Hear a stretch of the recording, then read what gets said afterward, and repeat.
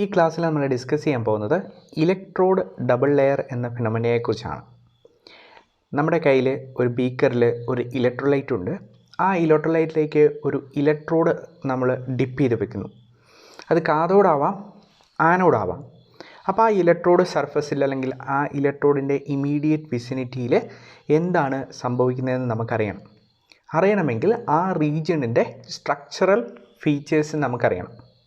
അതാണ് നമ്മൾ ഇന്ന് ഡിസ്കസ് ചെയ്യാൻ പോകുന്നത്. അപ്പോൾ ഇലക്ട്രോഡ് ഡബിൾ ലെയർ എന്താണെന്നും ഇലക്ട്രോഡ് ഇലക്ട്രോലൈറ്റ് ഇൻ്റർഫേസിൽ എന്താണ് സംഭവിക്കുന്നത് എന്നൊക്കെ നമ്മൾ കാണുന്നു.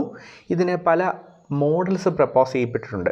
ഈ ഡബിൾ ലെയർ അല്ലെങ്കിൽ ഇലക്ട്രോഡ് ഇലക്ട്രോലൈറ്റ് ഇൻ്റർഫേസ് ഏത് രീതിയിലാണ് ഒക്കുപ്പൈ ചെയ്യുന്നതെന്ന് ആ മോഡൽസ് ഒക്കെ നമ്മൾ ഡിസ്കസ് ചെയ്യും. ഇലക്ട്രോഡ് ഇലക്ട്രോലൈറ്റ് ഇൻ്റർഫേസിൽ രണ്ട് കാര്യങ്ങളാണ് സംഭവിക്കുന്നത്. ഒന്നെങ്കിൽ ഓക്സിഡേഷൻ റിയാക്ഷൻ നടക്കാം, ഇല്ലെങ്കിൽ റിഡക്ഷൻ റിയാക്ഷൻ നടക്കാം. Oxidation reaction causes an atom to lose electron, reduction causes an atom to gain electron. നമ്മൾ കോമൺ ആയി ഓക്സിഡേഷൻ റിഡക്ഷന് പഠിച്ചിരിക്കുന്ന നിർവചനമാണ്.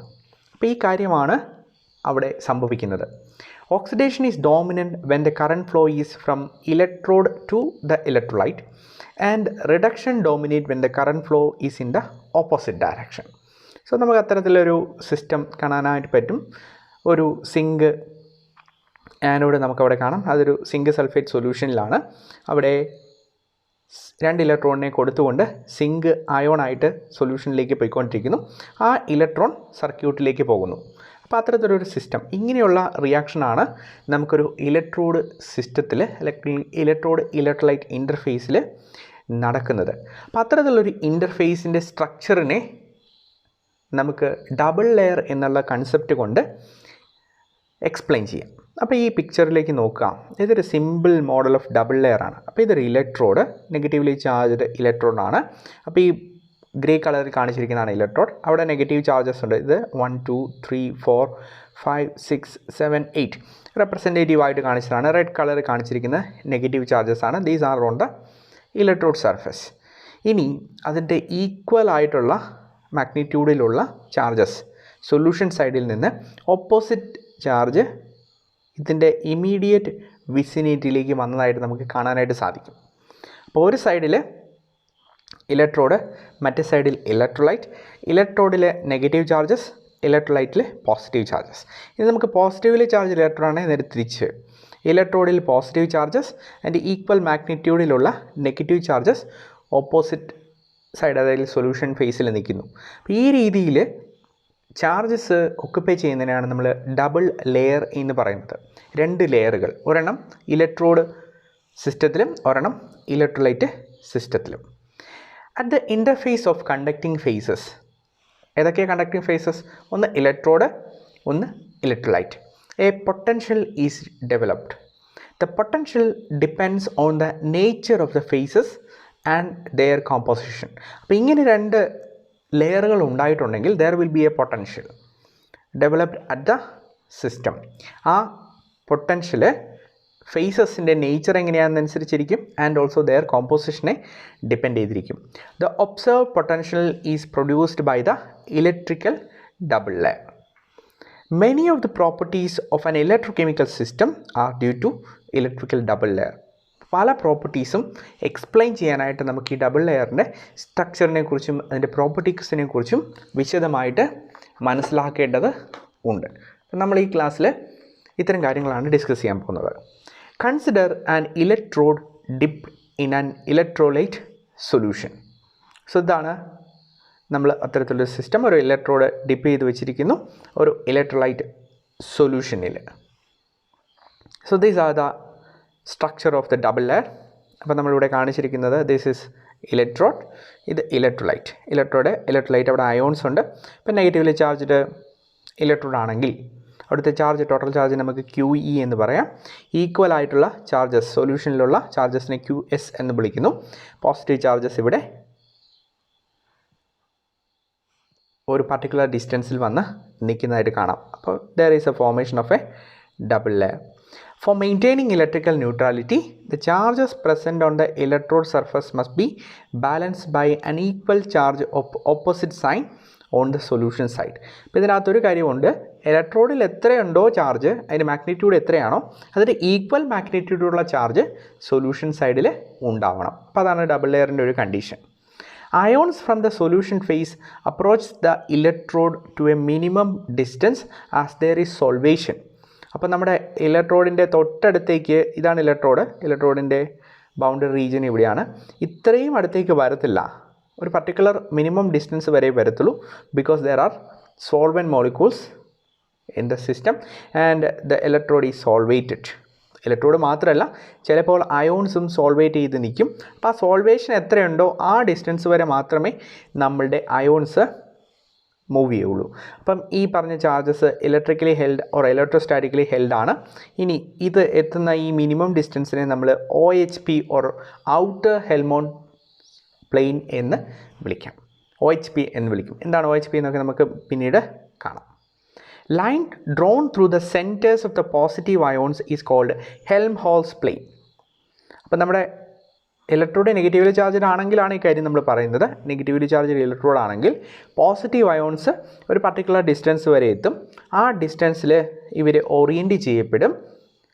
ആ ഓറിയൻറ്റ് ചെയ്യപ്പെടുന്ന പോസിറ്റീവ് അയോൺസിൻ്റെ സെൻറ്ററിൽ കൂടി നമ്മളൊരു ലൈൻ വരച്ച് കഴിഞ്ഞാൽ ആ ലൈനെ, അല്ലെങ്കിൽ അത് ഒരു പ്ലെയിൻ ആണെന്ന് അസ്യൂം ചെയ്താൽ ആ പ്ലെയിനെ നമ്മൾ Helmholtz പ്ലെയിൻ എന്ന് വിളിക്കും. ഇനി ഇത് വളരെ ബേസിക് ആയിട്ട് ഡബിൾ ലെയറിൻ്റെ ഒരു എക്സ്പ്ലനേഷനാണ്. അപ്പോൾ അതിനകത്ത് ചില ലോജിക്കൽ ഇഷ്യൂസൊക്കെ ഉണ്ട്. ഒരു ഇലക്ട്രോലൈറ്റ് സൊല്യൂഷനിൽ ഇതേപോലെ തന്നെയാണോ, ഇങ്ങനെ ഫിക്സഡ് ആയിട്ടാണോ അയോൺ നിൽക്കുന്നത് എന്ന് നമ്മൾ മനസ്സിലാക്കണം. അപ്പോൾ അതിനുവേണ്ടി പല മോഡൽസ് പ്രപ്പോസ് ചെയ്യപ്പെട്ടിട്ടുണ്ട്. അപ്പോൾ അതിൽ ആദ്യത്തെ മോഡൽ നമുക്ക് നോക്കാം. It is called Helmholtz Perrin model.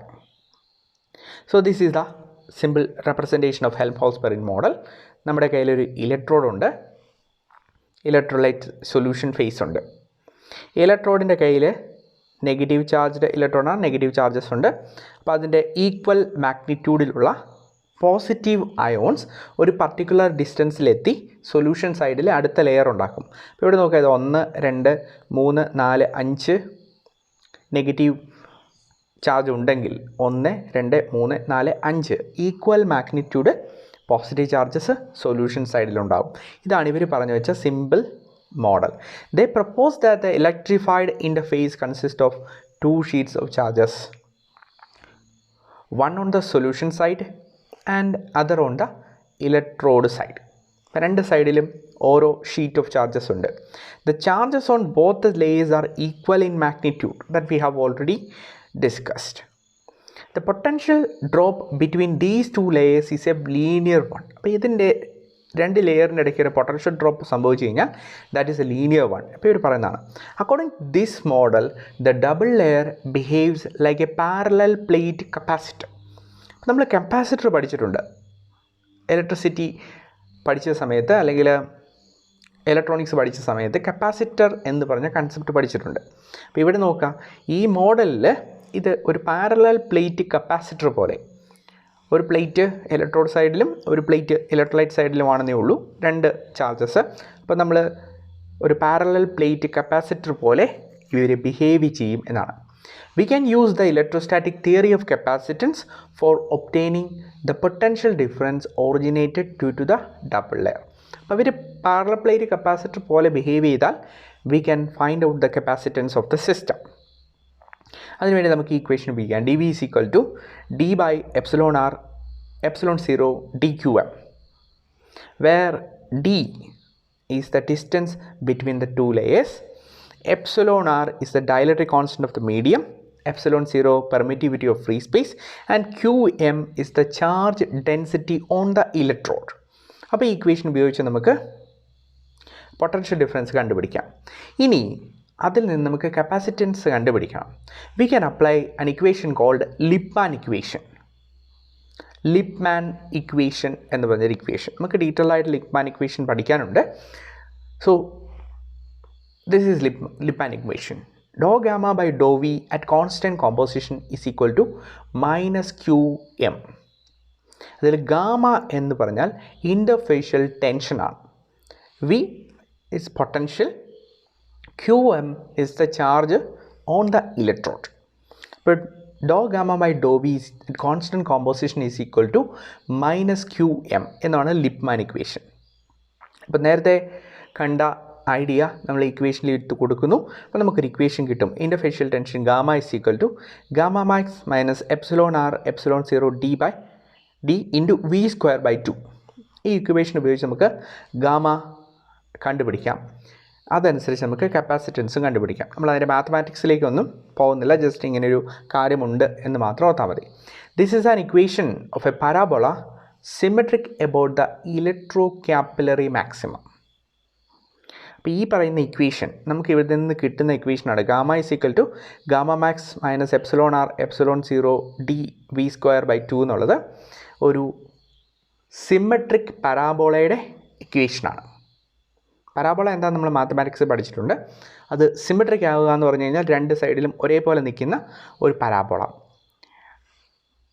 About the electrocapillary maximum. ഇപ്പോൾ ഇലക്ട്രോകാപ്പിലറി കർവ്സ് എന്താണെന്ന് നമുക്ക് പഠിക്കാനായിട്ടുണ്ട്. അത് ഇൻ്റർഫേഷ്യൽ ടെൻഷനും വോൾട്ടേജും തമ്മിലുള്ള റിലേഷൻഷിപ്പ് കാണിക്കുന്ന ഒരു ഗ്രാഫാണ്. അപ്പോൾ അതെന്താണ് നമ്മൾ പഠിച്ചു കഴിയുമ്പം അത് കുറച്ചുകൂടി മനസ്സിലാവും. അപ്പോൾ അത്തരത്തിൽ ഒരു ഡബിൾ ലെയറിൻ്റെ പ്രോപ്പർട്ടീസിനെ പഠിക്കാൻ വേണ്ടി നമ്മൾ ഉപയോഗിക്കുന്ന ഒരു എക്സ്പെരിമെൻ്റൽ ഐഡിയ ആണ് ഇലക്ട്രോകാപ്പിലറി കർവ്സ്. അപ്പോൾ അത് ഒരു സിമെട്രിക് ഇലക്ട്രോകാപ്പിലറി കർവ് ആയിരിക്കും നമുക്ക് കിട്ടുക.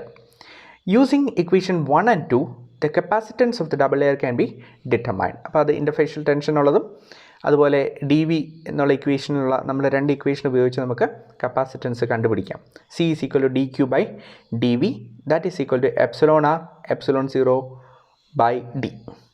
അപ്പം ഈ രീതിയിൽ നമുക്ക് കപ്പാസിറ്റൻസ് കണ്ടുപിടിക്കാം. ഇനി ഇൻ്റർഫേഷ്യൽ ടെൻഷൻ എന്താണ് നമ്മൾ മനസ്സിലാക്കണം. In the broader sense interfacial tension is defined as the work which must be expended to increase the size of the interface between the two adjacent faces which do not mix completely with one another. നമ്മുടെ കയ്യിൽ രണ്ട് faces ഉണ്ട്. ഒന്ന് electrode ഫേസും ഒന്ന് ഇലക്ട്രോലൈറ്റും. ഇപ്പോൾ electrode ഒരു solid ആണെന്ന് അസ്യൂം ചെയ്യുക, ഇലക്ട്രോലൈറ്റ് ലിക്വിഡും. അപ്പോൾ അവിടെ തമ്മിലുള്ള ഇൻ്റർഫേസ് ആണ്. ആ ഇൻ്റർഫേസിൻ്റെ സൈസ് ഇൻക്രീസ് ചെയ്യാൻ വേണ്ടി നമ്മൾ എത്രമാത്രം വർക്ക് ചെയ്യുന്നുണ്ട്. ഇൻ്റർഫേസിൻ്റെ സൈസ് ഇൻക്രീസ് ചെയ്താൽ എന്താ സംഭവിക്കുക? അവരുടെ ഇൻ്ററാക്ഷനും കൂടും. അപ്പോൾ ആ കാര്യത്തിന് വേണ്ടി എത്രമാത്രം വർക്ക് ചെയ്യേണ്ടി വരുന്നു എന്നുള്ളതാണ് ഇൻ്റർഫേഷ്യൽ ടെൻഷൻ കൊണ്ട് നമ്മൾ ഉദ്ദേശിക്കുന്നത്. അപ്പോൾ ഈ ഇക്വേഷനിൽ ε0 d എന്ന് പറഞ്ഞ ഇക്വേഷൻ ഉപയോഗിച്ച് നമുക്ക് ആ ഡബിൾ ലെയറിൻ്റെ കപ്പാസിറ്റൻസ് മെഷർ ചെയ്യാം. ε0 and d are assumed to be constant.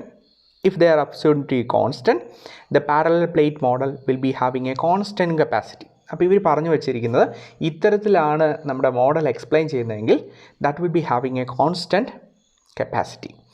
This is quite satisfactory for electrocapillary curves that are perfect parabolas. അപ്പോൾ നമ്മൾ ഇൻ്റർഫേഷ്യൽ ടെൻഷനും വോൾട്ടേജും തമ്മിലുള്ള ഒരു കർവ് പ്ലോട്ട് ചെയ്ത് കഴിയുന്നു. അവർ പെർഫെക്റ്റ് ആയിട്ടുള്ള ഒരു പരാബോളിക് ഷേപ്പാണ് കിട്ടുന്നതെങ്കിൽ ഈ കാര്യം ഓക്കെ നമുക്ക് എഗ്രി ചെയ്യാം. അതായത് നമ്മുടെ ഡബിൾ ലെയർ ഒരു പാരലൽ പ്ലേറ്റ് മോഡൽ പോലെയാണ് ആക്ട് ചെയ്യുന്നത്. However, the experimentally obtained electrocoupling curves are asymmetric. പലപ്പോഴും അവരുടെ കർവുകൾ ഇങ്ങനെ വരുന്നതിന് പകരം ഒരുപക്ഷെ ഇങ്ങനെയൊക്കെ ആവാം. അപ്പോൾ ആ കർവ് അസിമെട്രിക് ആയി മാറും. Therefore, we can say that the electrical interface does not behave like a simple parallel plate capacitor and the model needs modification. അപ്പോൾ നമ്മൾ പറഞ്ഞതനുസരിച്ച് രണ്ട് പാരലൽ ലൈൻസ് ആയിട്ട് ഇവർ നിൽക്കുവാണെങ്കിൽ അല്ലെങ്കിൽ പാരലൽ ചാർജ്ഡ് സിസ്റ്റമായിട്ട് നിൽക്കുവാണെങ്കിൽ അവർ ഒരു പാരലൽ പ്ലേറ്റ് കപ്പാസിറ്റർ പോലെ ആക്ട് ചെയ്യണം.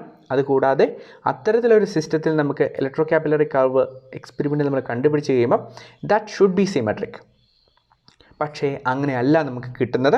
അതുകൊണ്ട് ഈ തിയറി മോഡിഫിക്കേഷൻ ചെയ്യേണ്ടത് അത്യാവശ്യമാണ്. ഇനി ഇതിൻ്റെ ലിമിറ്റേഷൻസ് നോക്കാം. It does not adequately explain all the features. എല്ലാ ഫീച്ചേഴ്സും ഒന്നും എക്സ്പ്ലെയിൻ ചെയ്തില്ല. ചില കാര്യങ്ങൾ ഇവർ പറഞ്ഞു വെച്ചെന്നേ ഉള്ളൂ. Hypothesis of rigid layers of opposite charges do not occur in nature. നമ്മുടെ പറഞ്ഞു വെച്ചത് എന്താ? ഇലക്ട്രോഡ് സർഫസിൽ റിജിഡായിട്ട് ചാർജ്ഡ് സ്പീഷീസുകൾ നിൽക്കുന്നു. ഇലക്ട്രോലൈറ്റിലുള്ള അയോൺസ് എല്ലാം ഒരു പർട്ടിക്കുലർ ഡിസ്റ്റൻസിൽ ഫിക്സഡായി നിൽക്കുന്നു. അപ്പോൾ ആ ഒരു അസംഷൻ ഒരിക്കലും പ്രായോഗികമല്ല. കാരണം അവിടെ സൊല്യൂഷൻ ഫേസിൽ ടെമ്പറേച്ചർ കണ്ടീഷൻസ് ഉണ്ട്. സോ പലതരത്തിലുള്ള മൂവ്മെൻറ്റിന് അത് വിധേയമാണ്. എങ്ങനെയാണെങ്കിലും അത് ഫിക്സഡ് ഡിസ്റ്റൻസിൽ നിൽക്കുക എന്നുള്ളത് നമുക്ക് ലോജിക്കലി അത്ര കറക്റ്റ് അല്ല. It does not account for the dependence of measured capacity on potential or electrolyte concentration.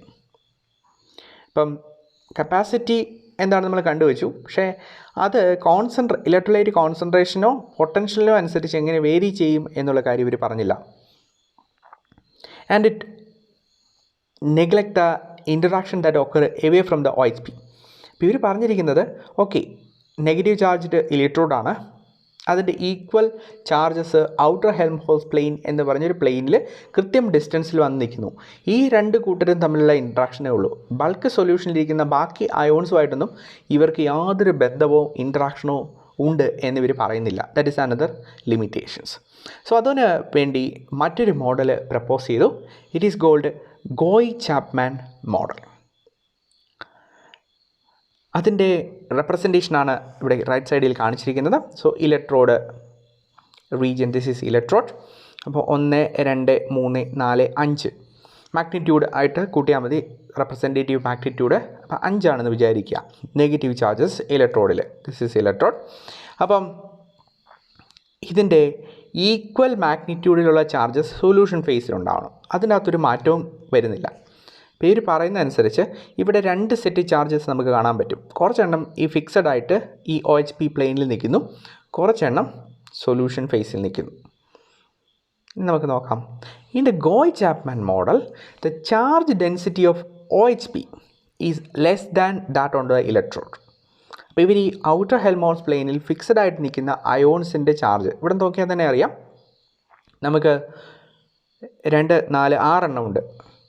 നേരത്തെ 5 എന്നാണ് പറഞ്ഞത്. 2, 4, 6 ചാർജസ് നമ്മുടെ ഇലക്ട്രോഡ് റീജിയനിലുണ്ട്. അതിൻ്റെ equal മാഗ്നിറ്റ്യൂഡുള്ള charges ഇപ്പുറത്തുണ്ടാവണം.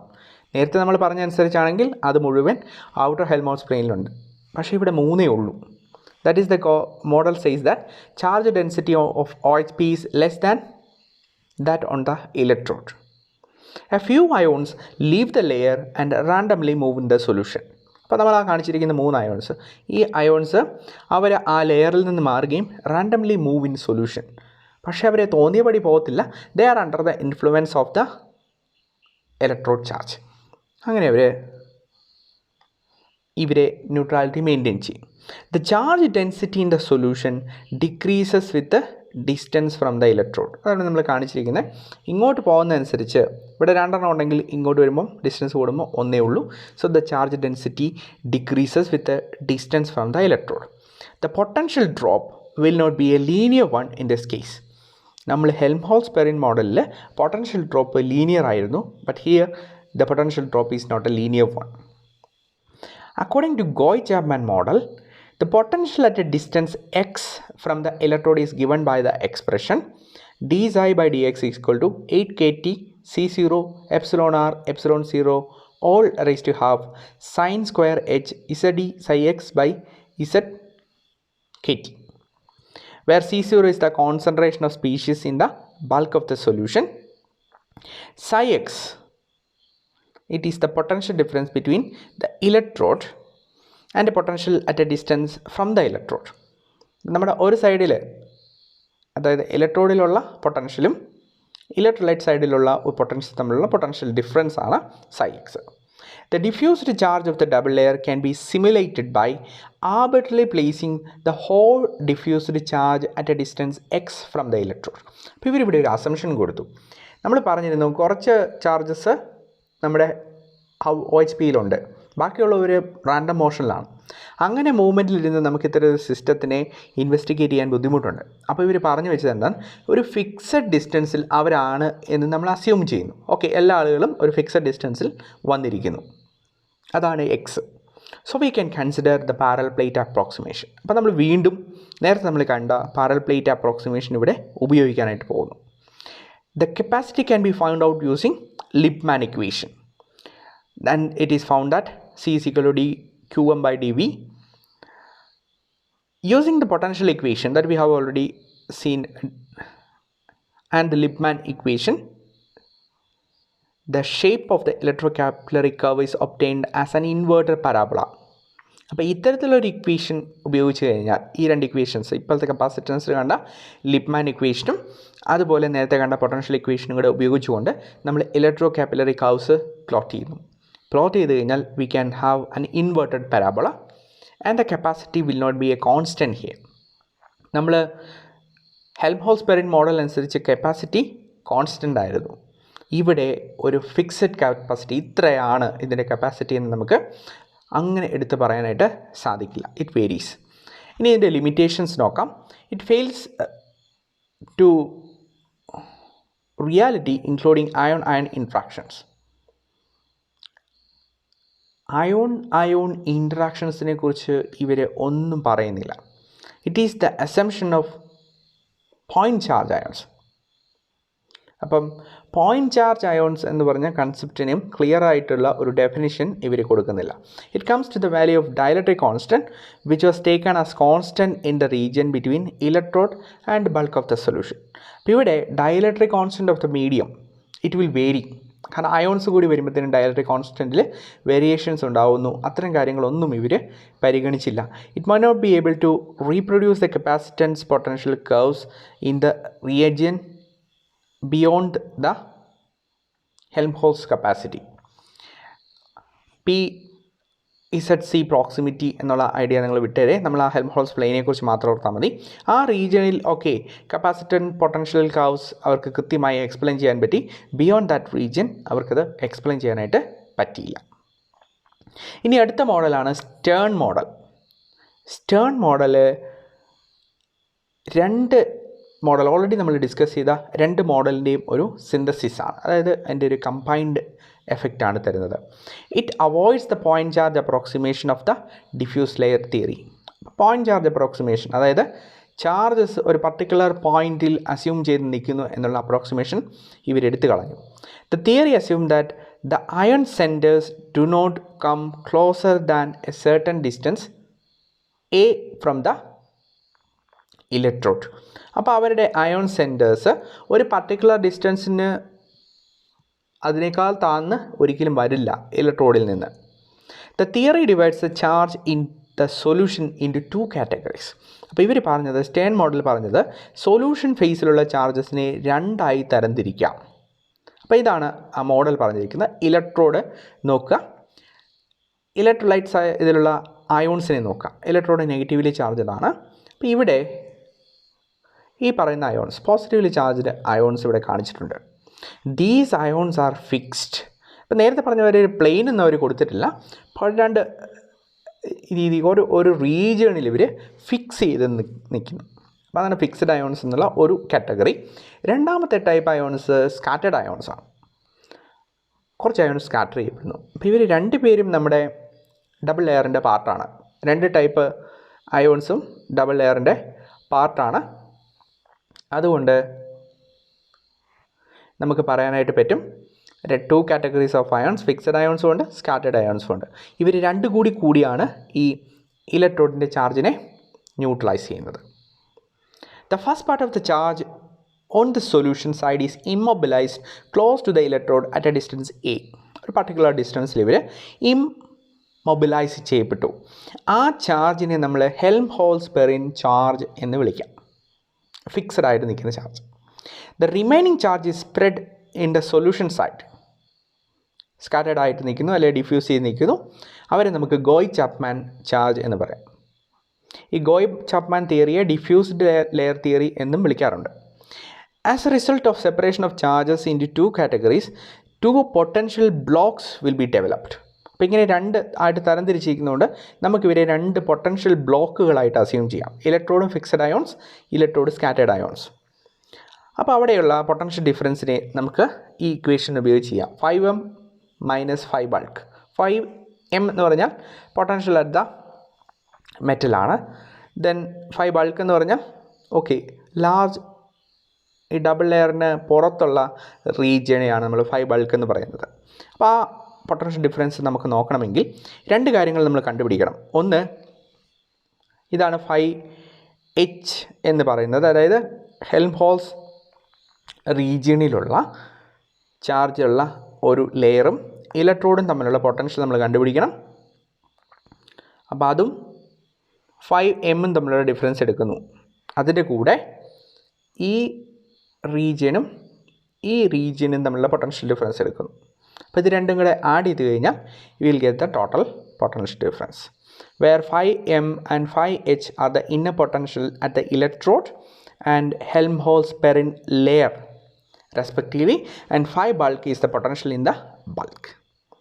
The separation of charges and potential regions produce differential capacities. So we have got capacities in this case as well. And ഇവിടെയും നമുക്ക് ആ മോഡലൊക്കെ കപ്പാസിറ്റൻസിൻ്റെ idea ഇവിടെ ഉപയോഗിക്കാം. ദെൻ നമ്മളവിടെ കണ്ട ഇക്വേഷനെ നമുക്കൊന്ന് ഡിഫറൻഷ്യേറ്റ് ചെയ്യാം with respect to the charge on the metal Q1. അപ്പോൾ നമുക്ക് കിട്ടിയത് ഡോ ബൈ ഡോ Qm 5m minus 5 bulk is equal to ഡോ ബൈ ഡോ Qm 5m minus 5h plus ഡോ ബൈ ഡോ Qm 5h minus 5 bulk. അപ്പോൾ അത് ചെയ്ത് കഴിയുമ്പോൾ നമുക്ക് ഇതേ രീതിയിൽ കിട്ടും. ഡോ വി ബൈ ഡോ Qm is equal to ഡോ വി എച്ച് ബൈ ഡോ Qm പ്ലസ് ഡോ വി ജി ബൈ ഡോ Qm എന്ന് കിട്ടും. ഇനി നമ്മൾ ഓൾറെഡി ഒരു കാര്യം പറഞ്ഞു, ഡോ Qm ബൈ ഡോ വി എന്ന് പറഞ്ഞാൽ കപ്പാസിറ്റൻസ് ആണ്, ബേസ്ഡ് ഓൺ ലിപ്മാൻ ഇക്വേഷൻ. നമുക്കത് കുറച്ചുകൂടി ഡീറ്റെയിൽഡ് ആയിട്ട് പഠിക്കാം ലിപ്മാൻ ഇക്വേഷൻ. അപ്പോൾ കപ്പാസിറ്റൻസ് എന്ന് പറഞ്ഞാൽ ഡോ Qm ബൈ ഡോ വിയെ നമുക്ക് കപ്പാസിറ്റൻസ് ആയിട്ട് അസ്യൂം ചെയ്യാം.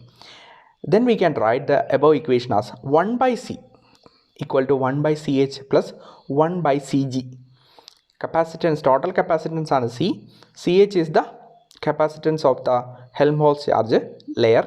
CG is the capacitance of Goy-Chapman layer.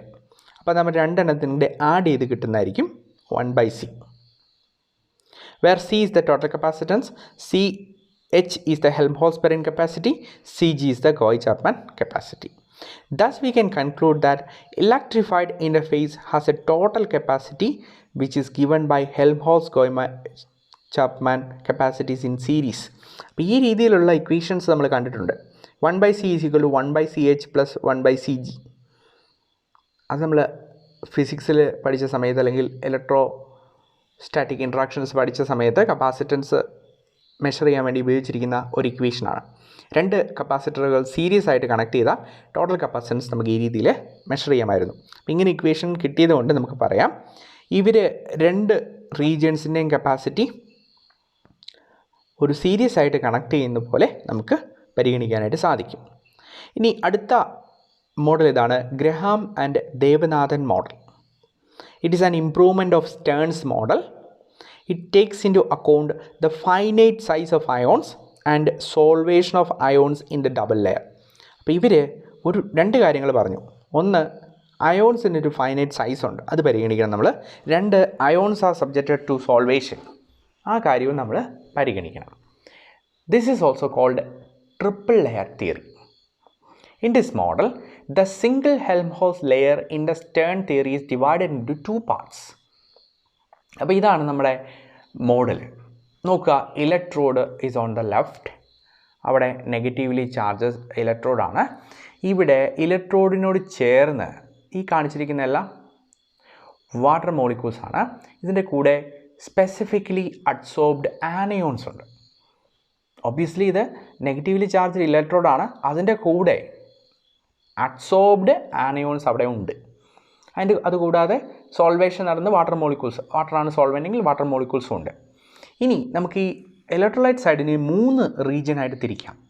Region A, region B, region C. ഈ ബൗണ്ടറീസിനെ നമുക്കിവിടെ ഇന്നർ ഹെൽംഹോൾട്ട്സ് പ്ലെയിൻ എന്നും ഔട്ടർ ഹെൽംഹോൾട്ട്സ് പ്ലെയിൻ എന്നും വിളിക്കാം.